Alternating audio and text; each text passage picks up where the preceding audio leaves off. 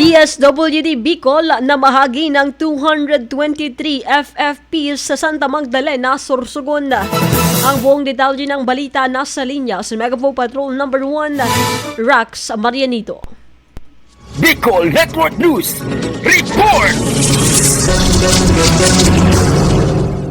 Nakatanggap ng 223 family food packs ang mga pamilyang naapektuhan ng pananalasa ni Super Typhoon Pepito mula sa Department of Social Welfare and Development Field Office 5, Bicol Region sa Barangay San Isidro, Santa Magdalena kahapon noong Nobyembre 17 taong kasalukuyan. Kaugnay nito sa ilalim ng pamumuno ni Regional Director Norman S. Laurio na mahagi ang ehensya ng mga food packs na naglalaman ng mga essential supplies. Samantala, ang nasabing hakbang ng kagawaran ay nagpapatuloy upang masiguro na ihahatid sa mga pamilyang apektado ng bagyo ang mga asistensya at mga pangunahing pangangailangan na habang bumabangon sa nasabing unos. Kasama mo ngayon sa Bicol Network News, ito si Megawa Patrol numero 1, Raxlav A. Marnito, tatak tunay na serbisyo.